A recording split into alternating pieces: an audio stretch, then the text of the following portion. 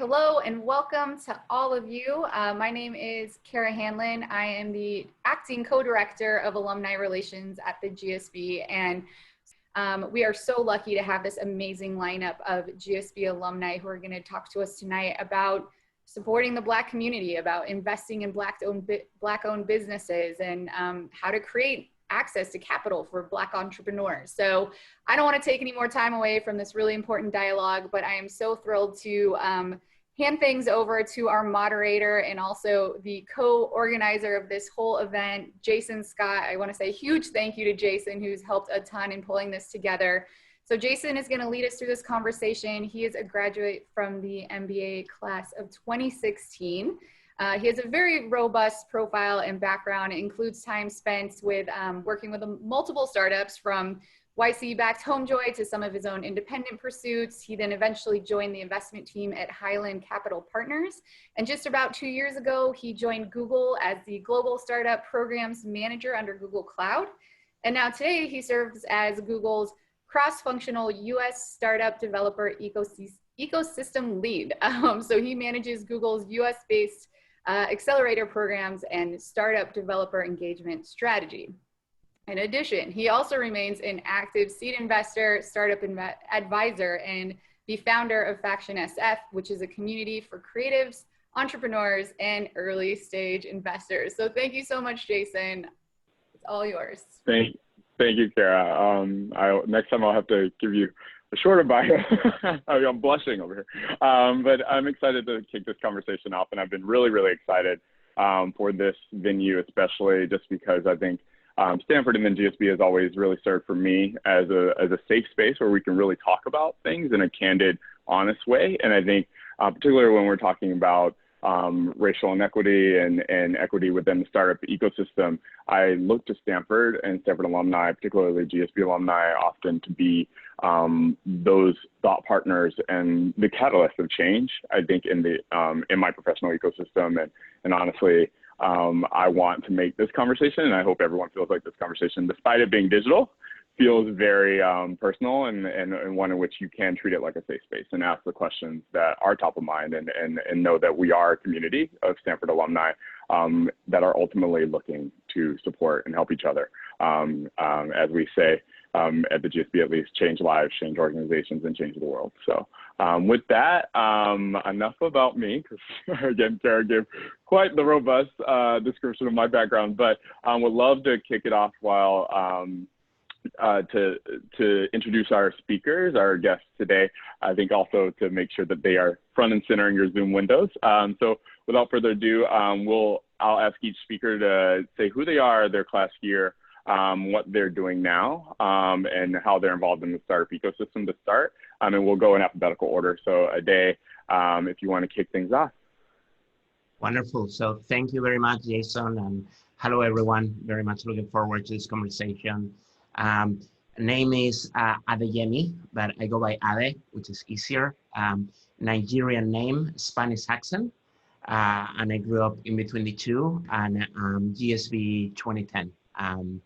And currently I'm founding and managing partner of Base 10, which is an early stage venture capital fund based in San Francisco. We recently made the news at the largest Black-led venture capital fund. And we have been talking about our approach to investing in minority founders, which I think we'll talk about today. Before passing to the dark side of investing, I was in the cooler side of starting companies, and I started 3 companies, one before the GSB back in Spain called 20, that became the equivalent of Facebook in Spain, and we ended up selling to Telefonica.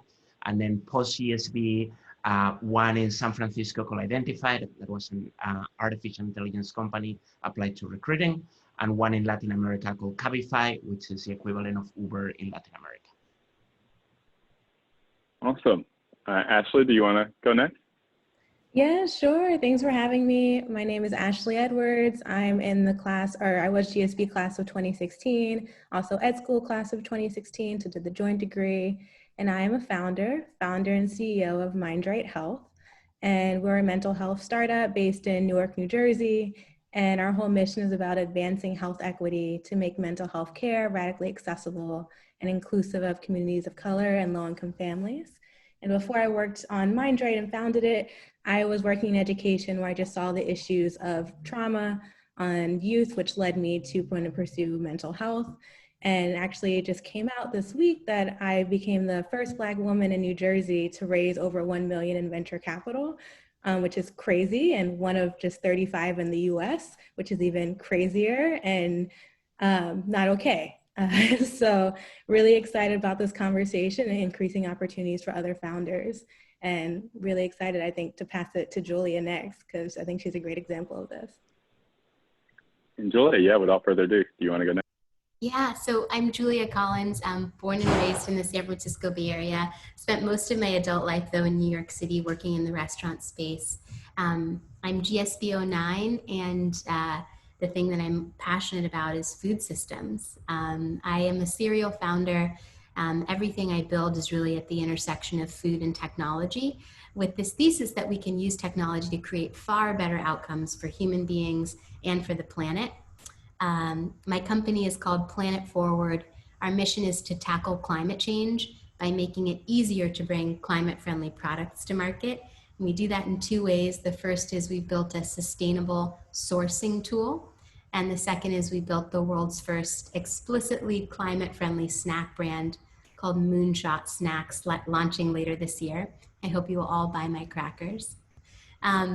Like Ashley, I have this very strange relationship with being the first. You know, what does it mean to be the first Black woman to have ever co-founded a unicorn company? On a personal basis, it means absolutely nothing, because I don't value myself based on the valuation of my company or how much money I've raised. But on a more sort of macro level, it's super important. And I think Ashley and I both feel this imperative to maybe we were the first, but we can't be the last. And what can I do every single day to ensure that I'm, you know, really accelerating the success of other Black women, other underrepresented founders, so that they can get the kind of funding that they need to build, you know, iconic businesses like the ones that Ade has built. Awesome. So to kick things off, I think I'd like to ground everyone and just kind of get everyone in the mindset of understanding a little bit more about each of your origin stories, but also just really focusing on your motivations to become entrepreneurs and your kind of what was that inflection point that really started off your entrepreneurship journey. And I guess we can go in reverse order. But Julia, would love to hear about kind of your entrepreneur origin story and what was that inflection point. And can you talk about what made you decide to go down this route? Yeah, I mean, I think first and foremost, the truth of the matter is I'm not very good at working for other people. I've never been particularly good at following instructions or kind of fitting in that way. And so there's almost part of me that it's sort of like an orientation to build things. But, you know, it really goes back to my grandparents who moved to the Bay Area during the Great Migration to build the first Black dental practice in San Francisco. And they created this practice where everyone was welcome and everyone was equal. And their home was the same way. Everyone was welcome. And my parents' home was the same way. We didn't lock our front door. And if you showed up at my house, Jason, at any time of day or night, there was something cooking and you were welcomed inside. So I just always had this idea that food was the thing that connected people. Food was a medium for community, safety, even justice. You know, we talked about social justice over oatmeal at my house. And so I really always wanted to have a career in food. Growing up, I was also a huge nerd, you know, math and science nerd. And so I don't think it's surprising to myself or anybody else that I choose to build businesses at the intersection of food and technology. I think more recently as a Black woman, the thing that I'm really aware of is the world is ready for a new kind of leadership. A big criticism that I got in my early career was that I was too nice and sometimes too girly or too bubbly or too feminine. And flash forward to 2020, when I think this kind of, you know, strong, feminine, kind energy is exactly the energy that many people align with and want to see when they go to work. So I build to solve for food systems. I build to solve for environmental justice, but I also build to show that there's a new kind of leadership that can be embodied in the kind of Black female persona that I am. Awesome. And Ashley, do you want to go next? Yeah, sure. I think for me, what really led me down this path was that I discovered a problem in my community that I could not walk away from. So like I mentioned before GSB, I worked in education here in Newark, New Jersey, had really amazing students, and was working and still living here in a community that's majority Black and brown, majority low income. And I had students coming to school every single day after being exposed to trauma from surviving poverty on a daily basis, systemic racism, oppression, living in food deserts. And when they got to school, there was no therapist, no psychologist, absolutely no support whatsoever to help deal with the constant psychological stress of just being a person of color in the US. And so I really wanted to create a tool that would help people heal and would meet people where they were, which is kind of how we landed on our work of providing young people with mental health support, culturally responsive mental health support over text message. And so again, it was just really seeing a problem that kind of took my breath away and knowing like I will feel successful if I can contribute to a solution for this in my community. Awesome. And Adey, last but not least. Sure. So for me, I think two things. First of all, growing up, my dad was an entrepreneur, and I hear a lot of stories how when he was 30 when Nigeria became independent from the UK. He was one of the first trained engineers in Nigeria. He had studied in Germany, and essentially there was a country to build. And he was there building roads and energy plants and things like that. And I grew up hearing those stories and hearing how difficult it was. And obviously that was very inspiring. And I always thought, oh, wow, like you can do so much and you can like change things around you if you don't like them. And I will say second, pair with that, as Julia said, I am terrible working for other people, and yes, generally I always had a very hard time fitting in any pre-established group because growing up as a half Nigerian in Spain, my brother and I were like the only minorities around, and we were very weird for a number of reasons. So I always in the back of my mind, I was like, I have no idea what I'm going to do when I grow up. I know it's going to be technical because like Julia said before, I was a huge nerd, math and science, started coding when I was 12. And although when I went to college in Spain, I went to law school and did economics because it was the respectable thing to do. I kept coding all through college, and I put out about 25 different projects, which none of them became popular except the last one, which is the one that ended up turning into the Facebook of Spain Think 20 almost by accident. And I wasn't even going to turn it into a company. It was just something cool. It was kind of like the first cool thing I had actually ever done because cool people would use it to connect with each other. And I was lucky enough to spend my last year of college as an exchange student here in the US in Atlanta. And I was there in 2005 when Facebook launched on my campus on Emory during Halloween. And I saw how people were using it like crazy. Shortly after, it raised money at a $70 million valuation. And I was like, oh my God, like 70 million, like that's crazy. So I went back to Spain and I started telling my college professors, this thing that I created, like there is one in the US that is worth $70 million. Like, can you imagine if we built something like that? And obviously most thought I was crazy, but eventually it ended up going well. And that was really the beginning of the rest. Awesome. So I think that was important for me to, at least to have that context, I think for the audience, for my next question. And I guess I'll start with Ashley. But in that journey, when did you first feel your Blackness in your entrepreneurial journey? And when did you first feel that come into play as you were starting your company? Probably my first fundraising conversation ever. Like it's immediate. My Blackness has always been in the room. And I think to the point where when I was first fundraising, I literally would have either Stanford or Yale paraphernalia with me at all times, just to give me instant credibility in a room. I went to Yale undergrad. And so for me, it felt like a necessity so that people felt safe around me, because I think you find yourselves always, or I found myself as a Black woman constantly prioritizing the comfort of other people, and particularly white male investors. So I felt that all the time. And I think a recent example would also be, I'll be in conversations with investors and I'll explain what MindRight does in our work, and they will bring up immediately a Black founder who either they read about or heard of, who has nothing to do with our industry, nothing to do with the problem we're solving, so serving a completely different target population, and then be like, well, how does your thing compare to theirs? And I'm like, they're not our competitors. Like, we're not related. I'm sorry, like, because the point of reference for them is so small. And so you find yourselves in conversations that can often be a waste of time and space, because there's just such a gap in understanding and appreciation for our work at times. And so that's what I've seen a lot. And then I think the last thing I'll say, because there's a lot, this is a big question, Jason.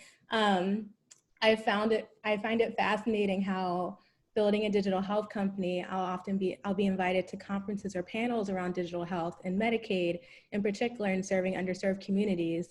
And the entire conference list of speakers, or the entire investment firm, is entirely white males. I'm like, how are we talking about serving underserved communities? And this is what, it's looking like. So it's just a reminder every day of my Blackness in those spaces. Got it. Julia, how about you? When was the first time that you felt, I guess, your Blackness in your entrepreneurial journey? I just have to breathe for a second, because what you said, Ashley, just resonates so deeply. I'm like, can we go have lunch, girl? Because I want to unpack some of this together. Let's have lunch.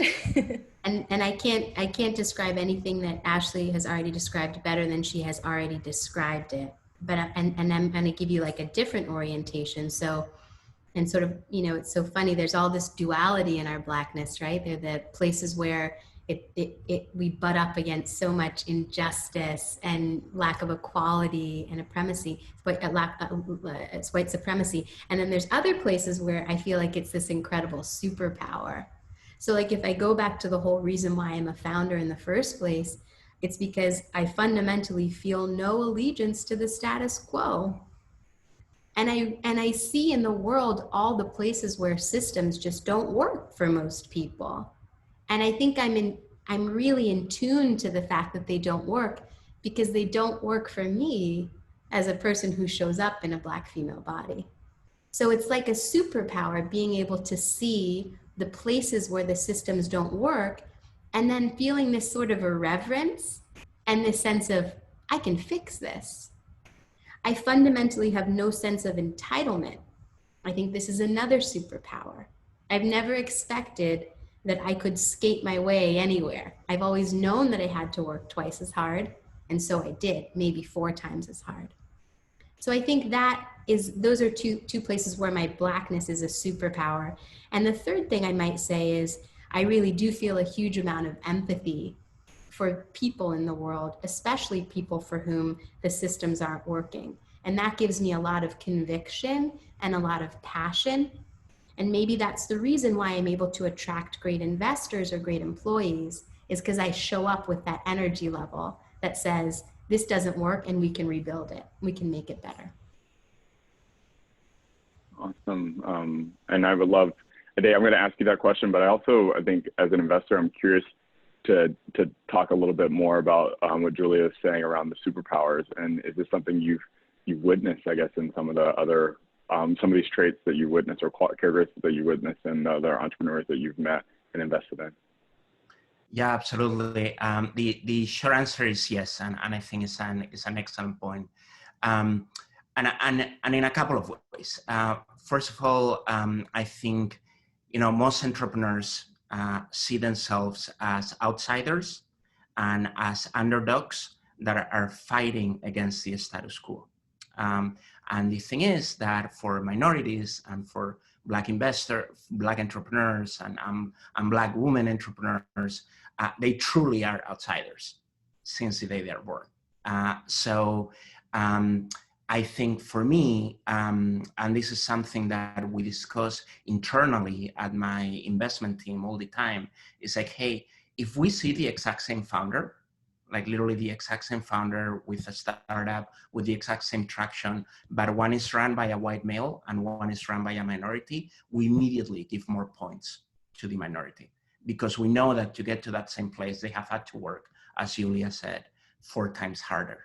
And one thing for me that was and is a positive as an investor is, I'm going back to the beginning of the question, is that, you know, when I was first getting started as an entrepreneur in Spain, it was, the culture there is very different about race than it is in the US. And for lack of putting it a better way, in Spain, people can be very openly racist. And to give you very concrete examples, when I was having some of my first investment meetings, the investors will just be like, well, I mean, I like the idea. I don't know how I'm going to go back home and say that I'm investing in a Black person. Or things like, or I will get questions like, what tribe are you from exactly? As a joke. And things like that, and it was very overly okay, like very, very overly okay. So I was very keenly aware that the person that I had in front of me saw me as something alien and that they couldn't really put in a box. What has been useful now as an investor is that because I experienced that so much, I feel that I have a superpower to relate to people that feel themselves as outsiders. And often, you know, we will be talking to a startup that is talking to 10 other Sand Hill Road firms. And after the official meeting, I will like actually go and grab a coffee with the entrepreneur, and they will open up about what it is being an outsider, and that ability to connect, I'm very, very thankful for.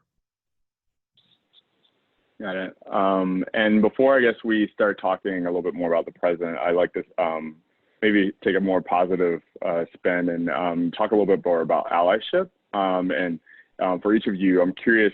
Of course, you've talked about a lot of the walls that you've had to climb, the valleys that you've had to cross. But I'm curious, how has allyship been involved in your journey as well? And can you think about very specific examples throughout your journey of allyship and what a good ally has been professionally in your ecosystem? And we could start with whomever feels like they have one top of mind. I think this notion of allyship is important and good. I really do want to bring other super aligned human beings with me on this mission toward justice and equality. The thing that I'm asking for folks in my community who are inclined to be allies is for them to go a step further. And I'm borrowing from Jason Maiden, founder of Silicon Valley here, but we want to move from allyship to accomplishship. An ally is like a passive agent in the movement for change.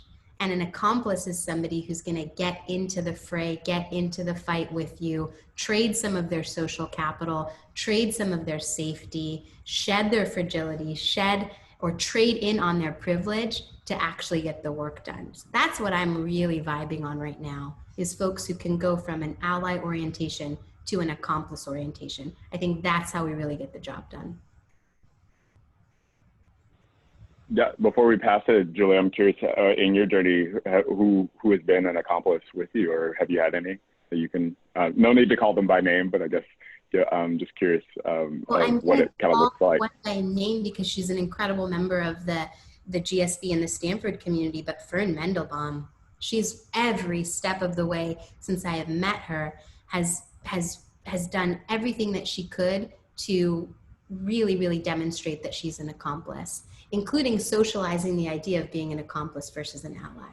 And you know, the way that I knew that this was aligned for me is this is work she's been doing for decades. I'm not the first Black woman in her sphere who she's supporting. I certainly won't be the last. She has made this her mission for decades. Awesome. Anyone else want to talk about or give an example of allyship or any accomplices, I guess. I like that word actually, that you've encountered in your journey that has really kind of helped you along the way. Yeah, I can follow up on what Julia said, because I think especially right now in the time we're in, there's been a lot of different definitions of what allyship is. And for me as a founder, allies write checks, right? Allies take action. And so, you can, mentor people, have a phone call, intro calls with people, and still not really be an ally. And I think that's something that people don't understand, because there's a lot of work that goes into being an ally, and it's continuous. And so for me, I've been fortunate that, I consider all of my investors really truly allies with our work. And I think I'm also going to name as well, one of the leads in our recent round was Acumen America, which is led by a GSB alum, Eamon Anderson. I think he was class of 2015. And, what was really magical about that experience was not only did Acumen believe in the work, but they galvanized other investors and resources for the work, and did that work, remove that emotional and time burden from me, and took that on themselves because they believed in what we were doing. And I was really just like blown away by that, because that's not something I experienced from other investors. And that really outlined what real partnership looks like for me. And so that's something that I definitely encourage investors. If you believe in a founder, like, show it, take action. Yeah, so that was my example. Yeah, and to follow up on that, but Ashley, I think what you said, that allies write checks, that is a very important point. And in particular, one of the things that for me has been great to see, particularly over the last few months, is a lot of our investors in base 10, which are large financial institutions like pension funds, university endowments, sovereign funds, that have been working very closely with us, not only in understanding what they can do and in which founders they can invest, but actually in something that I believe can have even more lasting consequences, which is, I've been now in, I can say, probably 24 conference calls with these kind of investors, where they are like, hey, we are investors in 50 other venture capital funds and private equity funds, and we want to hold them to a higher standard. So what can we do to make sure that those other funds that right now are not being held accountable about what they're doing to in their diversity efforts, what can we do to hold them accountable? And I think that is actually one of the parts where we are spending more time, because it can be an immense force of change in the entire industry. On that, any, I mean, no need to share if not, but just curious, what were some of the conclusions that came from that in terms of what they can do specifically? A lot, and obviously it's work in progress, but I will say that one that is becoming very clear is the transparency on reporting. It's like right now, it's way too opaque, and it's very easy. I think that one of the fears that we all have about the current moment, and I know we'll talk more about that, is, well, is this going to last, right? Like, is this going to be a bunch of Twitter, like, best wishes and, some initiatives here and there, or is this going to last? And we all know that even to begin to make any sort of lasting impact, this is a multi-decade battle, right? That was started a decade ago, and it's going to continue for decades. And obviously the only way to measure change is to have access to the data. And in order to have access to the data, you have to have everyone reporting it. So one of the things that is low-hanging fruit, but can actually make a huge impact, is if you have all these different LPs telling their funds, you know what, unless you very publicly report every year what exactly you're doing and who you are investing on and who you are not investing on, we're not going to have a conversation. I think that alone can create massive, massive change. And on that, actually, you kind of got to my next question. I'm curious. I mean, I've heard a lot of diverse opinions, I think, on the current moment in terms of the authenticity of it and of people's intentions in terms of how long it's going to last. I'd be curious to hear from each of you your thoughts on the current kind of attention that seems to be being placed on the Black community, specifically the Black entrepreneurship community. And I'll leave it there and then maybe dig in a little bit first. But we can go backwards again since we were already touching on it. So Ade, if you want to talk about what are your thoughts on the current moment? Yes.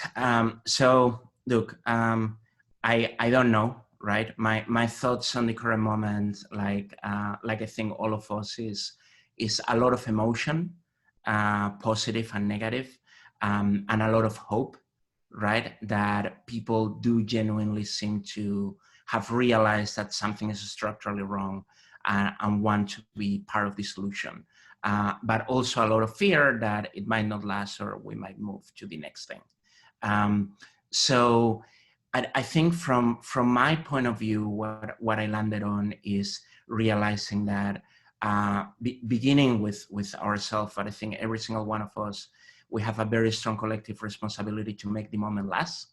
And what we decided internally at our firm is like, well, we are going to be the first ones to be very transparent about what we believe we were doing wrong and what we're going to do from now on to do better. And we're going to hope that by having this transparency and by reporting on that every year, we are going to quote unquote force other firms to follow through. And hopefully that becomes an industry standard. So I am somewhat hopeful that if the ultimate asset allocators, which are again the big guys, the university endowments, the foundations, the pension funds, they begin to hold everyone by a higher standard of transparency, the moment will last.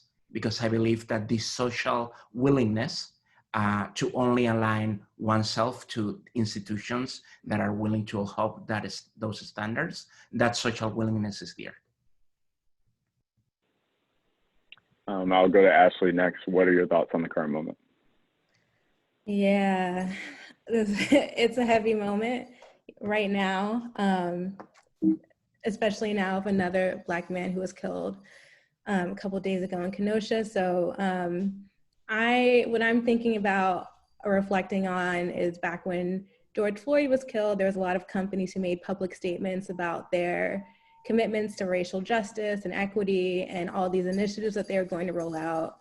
And when I've looked back at some companies, it seems like a great number of them have yet to actually take any of the actions that they've committed, which makes me question the authenticity of kind of those optics of support for the Black community. And specific to founders, like a lot of funds have been posting things about, I want to invest in Black founders, having open office hours for Black founders. I've also heard from other Black founders that the most vocal investors on LinkedIn who are making those offerings aren't actually responding to people who reach out. So it's really disappointing as a Black founder, but I also believe that we are in a moment of radical accountability is what we're approaching, where non-Black people are really more so, I think, in the past holding other non-Black people accountable for their actions against us. And that gives me hope that we may get to a point where things have to get better because there's no other option. So that's kind of what I'm holding on to. It doesn't sound very optimistic, but it's kind of where I'm at right now, just with watching reactions and how people are moving right now. So. And Julia, anything to add? Yeah, the only thing that I can really add is vote. You know, no better way to make the moment last than to get out and vote, you know, mobilize the vote. If you have the ability to control the schedules for your team, give them, you know, Monday and Tuesday off. Let them take 4 days of action around voting and mobilization. Like that's the drum I'm going to beat all the way up until November. You know, I think I also don't know. You know, I don't have a crystal ball as to whether or not this is a glimpse or a moment or a lasting change. I do think it's incumbent upon us to make sure that the moment lasts. You know, we're trying to solve centuries of injustice, and so it's unlikely that we can get that all done this year. But I do think that it is likely that if we continue to galvanize communities like the one that's gathered right here, right now, we can make lasting change.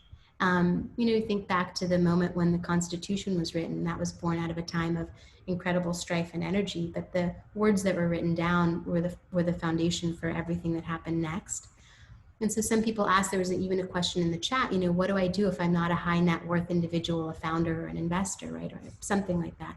And what you can do is to influence the way that rules are written. First of all, the rules for yourself and how you run your life, the rules for your family, maybe the rules for your company, and make sure that people go from these like public statements on LinkedIn, as Ashley remembered, or black squares on Instagram, to actually changing the rules in the way that Adey described, where you're causing rules to be written that have to be memorialized so that a decade from now, people are looking back and knowing that they were adhering to the principles that they so publicly espoused during this moment of great energy and great crisis.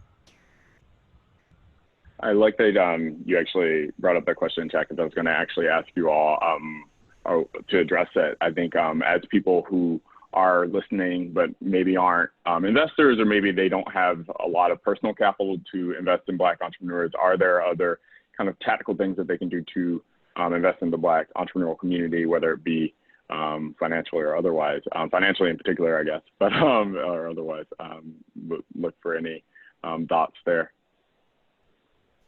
I think go and work for amazing Black founders, you know, but add your talent to these growing teams for these incredible companies that we're building. And then, you know, on a more sort of day-to-day basis, try to identify founders, Black founders who have built great products or services, and use them, support them, and evangelize them.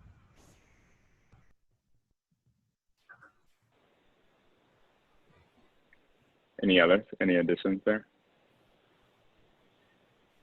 I think that is a great one. I think that, you know, more and more, one of the good things that is happening is that more and more there are a number of organizations out there that are looking for volunteers to do things like help Silicon Valley companies recruit more Black talent, like, for example, Code 2040 for startups, or the Black Venture Capital Consortium for venture capital.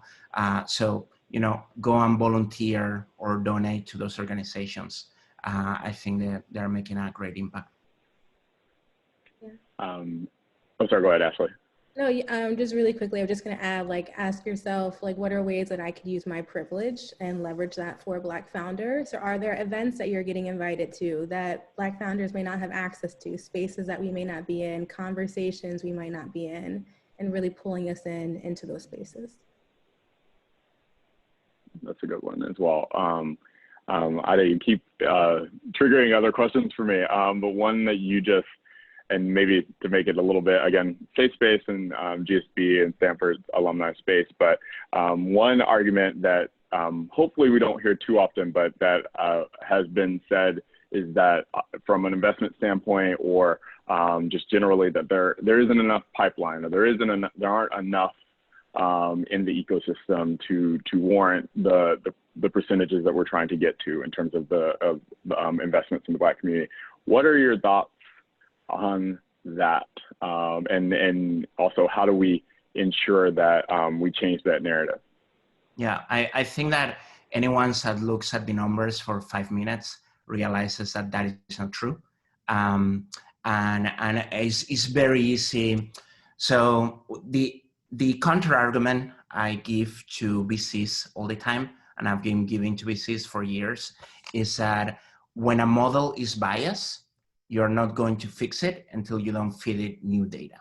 And everyone knows that works in the industry, but no one does it. And what that means is that when your pattern recognition is fixed to only invest in single 20-something-year-old guys that come out of the Stanford PhD program, that is the only thing you're going to see. And by definition, a bad deal is going to be one that doesn't fit that mold. But by now, when you actually pull the data, and I think an amazing data set for this is actually Y Combinator, that in my book is doing a very good job at pulling founders from very different backgrounds. You start to see that if you pull data from the past 5 years, and even with only companies of the Bay Area, the number of founders that are non-white male is skyrocketing. And actually, a lot of those companies are doing a lot better in later stages when numbers is the thing that matters.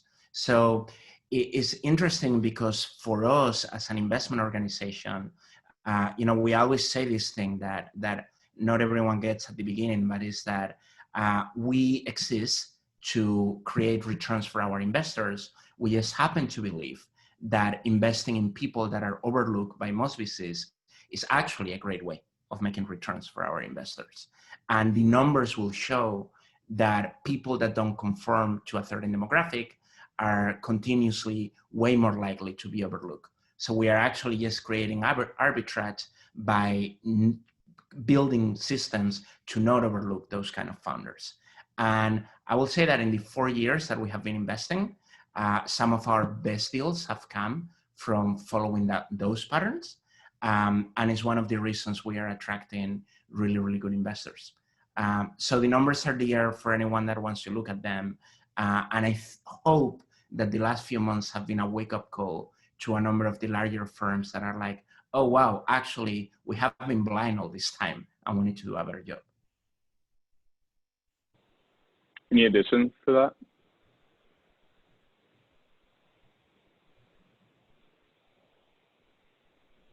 No worries, if not. It was a great answer. Awesome. I'm taking another question from the chat. It said, how has it been networking with other co-founders who are non-Black, e.g. sharing resources, insights, intel around the VC community? Or just in general, I guess, working with co-founders that are not members of the Black community.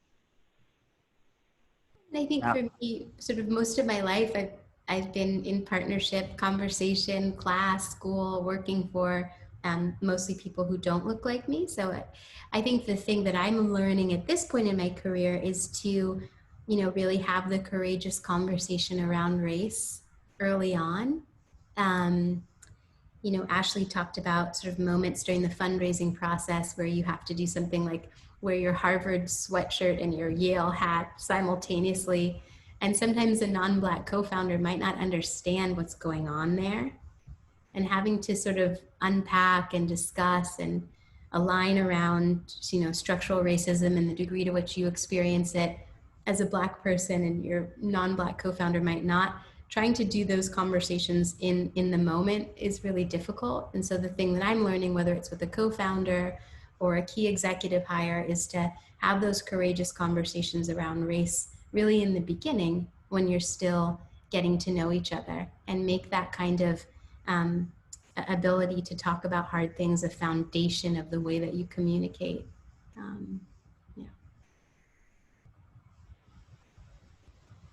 Ashley, anything to add or? Yeah, not from a co-founder standpoint, but for just networking with other founders who are not Black. The community of founders that I am in most contact with are also Black, and mostly Black women actually. And I find that they are the best people for me to get feedback on. Like if I'm meeting with a fund and I want to just get an idea of the fund, hearing from another Black founder who had experience for them is really valuable for me. I would also want to have that same conversation with someone who's not Black, but I think there's certain things, because the reality is different. And so I think it's important to have kind of a diversity of people who are mentoring you and guiding you, acknowledging that your experience is going to be very different. So I'm not sure if that makes sense, but. No, for sure. And you hit on one, something that I would like to double click on as well is, you said a lot of the community that you engage with are not only members of the Black community, but also members of the women entrepreneur community. And I'm curious how that intersectionality has been nuanced for you, I guess, and how have your experiences as a Black woman, I guess, in entrepreneurship been, and how would you compare being members of those two communities in the entrepreneurship ecosystem? Yeah, I mean, I feel very proud to be a Black woman doing this work and like be joining a community of other Black women founders like Julia and many others, many of whom are doing this work and not getting any type of recognition for it and no funding for it.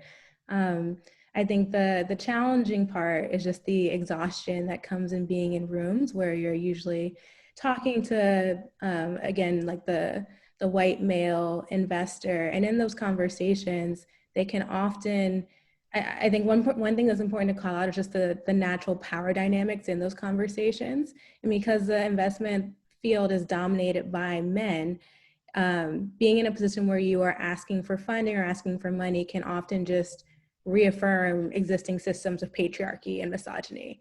And so you're constantly in a place, because you have to navigate that to get funding, you're putting in yourself in a place that can be mentally, spiritually, emotionally exhausting consistently. And so that is something where, like, one thing I'm working on and I encourage all my founder friends to work on is just, practices in place for self-care, for validating who you are. And again, like Julia said, separating your value from the valuation of your company that's super important. I think what Ashley's saying is so vital. I definitely resonate with this as, somebody who lives at the intersection of being a Black person and being a person who identifies as a woman. I remember when I added on the experience of being a pregnant person while fundraising in Silicon Valley, that's when it just started to border on like ridiculous how crazy it felt to be so different. I remember like driving up Sand Hill Road in my like 2006 Highlander and parking it next to 1 million Teslas and like, entering these, Silicon Valley conference rooms where the conference tables feel like they're 2 miles long and the power dynamics are just wild. You have everybody in their sort of 3/4 zipped hooded sweatshirts, and there you are with your big pregnant belly trying to pitch your food tech business. I mean, the exercise for me in those moments is always about the conversation that I can have with myself. It's 100% about the degree to which I can convey my power, my confidence, my energy in the face of situations that almost seem like they're designed to make you feel tiny, tiny, tiny, small, small, small, insignificant. And for me, the way that I got there was one, sort of like trying and failing a lot, but also, as Ashley mentioned, like investing in radical self-care, like daily self-care, meditation in the morning, weightlifting, running, movement, dance, anything that I can do to fill my spirit up. And then being in conversation with lots of folks who are in the same journey and facing the same obstacles that I am, to help to normalize some of the stress and strain that you feel, regardless of your gender identity, or regardless of what, how you show up on the racial spectrum. Awesome. So shifting gears back to, I guess, tactical things, I think, for the audience. I know a lot of members of the audience or of the Stanford and GSB alumni community are either part of accelerators or funds. What would you say these people and their funds and their accelerators can do to help coach or mentor or grow the number of Black entrepreneurs in the ecosystem, or you as Black entrepreneur yourself? Is there something that they can be doing different? Is there something that they should do to augment their current support that they show their founders, or how has that experience been for you, or what would you advise them on? And then we'll start with Ashley, I guess. Well, so for accelerators, or if you're already a portfolio company of a fund, or if you already have Black founders who you've invested in, I would say really like lean into their networks, because I think the sourcing problem is really ridiculous, especially given how tight generally the networks are between other founders of color. Like, use us. Like, I can connect you to Black founders who are phenomenal. They're not that hard to find. And so I think that's one easy way. After this call, like, feel free to shoot me an email. Again, I will connect you to founders And so that's one thing that comes to mind. And I think also just accelerators can also understand the gaps that they have to serve Black founders and recognize that. So one thing for us, we're designing solutions for communities of color and low-income families. If you have no investors at your fund to relate to that experience, have a shared lived experience, have done any research, anything like that, acknowledge that. Don't assume to be the expert, and then go do the work to find help that fits us. And so I think that's one thing we see where people often kind of take this, I am the expert, I'm the investor, and not really doing the work to serve founders of color. Ale, do you want to go next?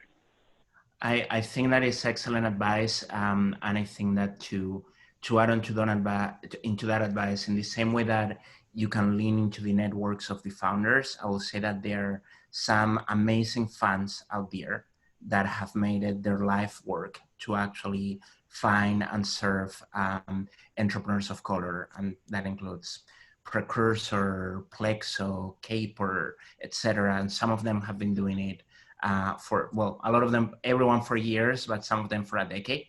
And they know a lot of things that other investment institutions could learn from.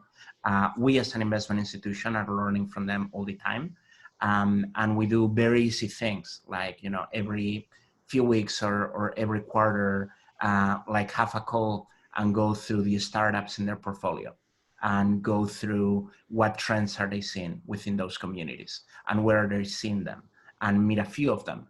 And again, it's like very easy work, but we constantly get the feedback from them that we are one of the few funds that actually takes the time to do it. And that is, guess what, a very easy way to work with more diverse entrepreneurs. So I'll say use the network of the minority focused investors as well as the minority entrepreneurs themselves. Anything to add, Julia, to that? I think those are all great points. I think, one thing not to do if you're a fund that has, Black founders in your portfolio, don't task them with educating you about structural racism and white supremacy. Remember that they are busy trying to build their company and do one of the hardest things that anybody can do. Do ask them for introductions to other great Black founders. That is something that's a light lift that we love to do. But if I need to simultaneously educate you on all of the issues around injustice and build my company, that's just too heavy of a lift. And recognize that even in making the ask, that there's some power dynamics that are at play. And so you're really sort of forcing the person on the other side of that ask to give a no, and that's really hard. So educate yourself first. That's really the advice that I would give. Can I add one more thing? Yeah, go for it. Yeah, I was just thinking about, so if you're really committed to investing in Black founders, if you're not already investing at the pre-seed or seed stage, I would, make you ask yourself why, because there's so many Black startups that do not make it past that early stage because they cannot access funding. And so I think that's a really critical point where more early stage investors could step in and really help drive that growth and pipeline. Got it. And switching gears and perspectives, and maybe combining a couple of questions. There's a question around feeling the burden of the Black tax when and the burden to join a safer role or go into a corporate because of the inability to take risk. I think there's another question on feeling that you don't have the runway to fail as a Black entrepreneur, and that you're representing something bigger than yourself, or oftentimes felt like people at least perceive you as representative of your race. But what do you have to say to those entrepreneurs or aspiring entrepreneurs that are feeling those burdens? What would you say? How do they get over that hurdle of feeling that the wall is potentially too high? Or reframing that, and we can start with whomever. I know that's a loaded question. So, maybe one of the things that can help, and this is a very hard thing to do, a hard thing to overcome, this weighty feeling, but to reconnect yourself to the why, why you've chosen this journey in the first place, why you've chosen to build this product, why you've chosen to tackle this problem. And in the face of a lot of adversity, sometimes reconnecting to the meaning of the thing that you're building can give you some energy to go out and keep fighting.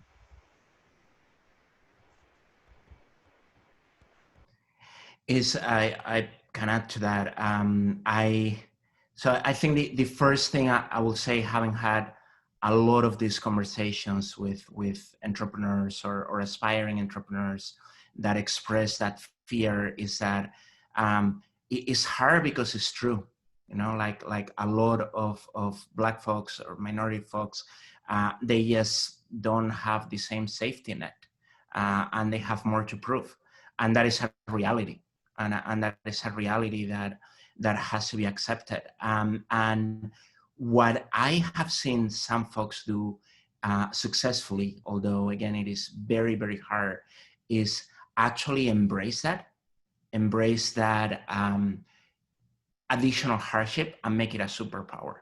And what I mean by that is that, I've been in pitches with other VCs in which a minority entrepreneur was pitching, and instead of maybe trying to conform to the norm, they were actually extremely straightforward about how much harder this was for them and how they didn't even expect the room to get it. And that had an incredibly positive effect on me, like, oh wow, like this person is a true outsider. And as Julia was saying, and if they're doing this, is because they really believe on this. So it's hard. Like, I don't know if it makes it easier, but as a pitching tactic of increasing success, is something that I have tactically seen be more successful. Ashley, anything to add before we close? Yeah, I would just say there's no wrong answer. I think part of this question was kind of like, if I want to support my family, maybe people are thinking about working until they have enough money saved up or anything like that. And I would just say that's a very real opportunity cost, and that is completely valid. And I think sometimes we get pressured to feel like that is, not what a real entrepreneur would do or anything like that. But that is a real burden that a lot of us have to carry. And I think, like Ade was saying, the best thing to do is just to own your decision, because I think people will respect you a lot more for it. Awesome. So I know we're at time, so I'll one last lightning round question to all of you.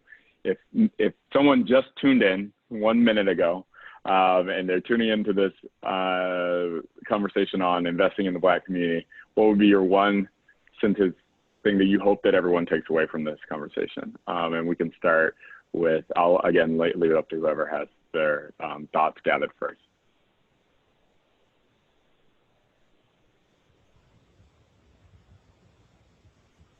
I think for me, it would be try to unpack your privilege, whatever it might be, and understand how you can leverage that privilege to create more justice and equality.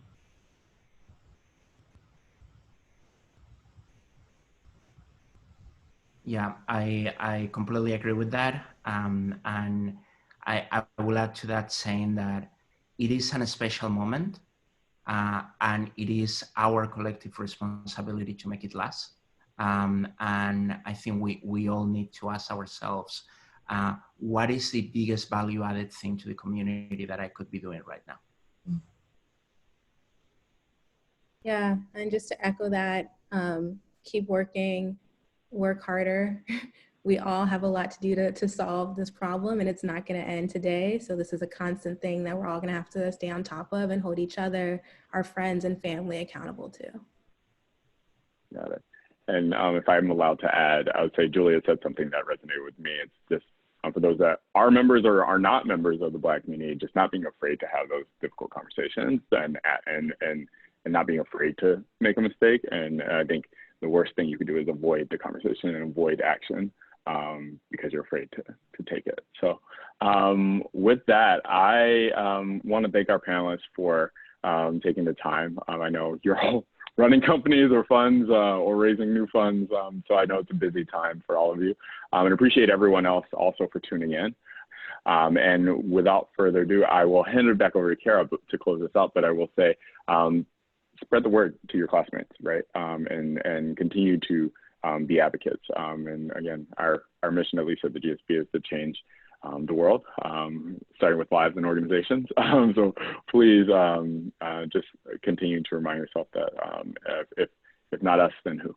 So, Kara, I will hand it back to you.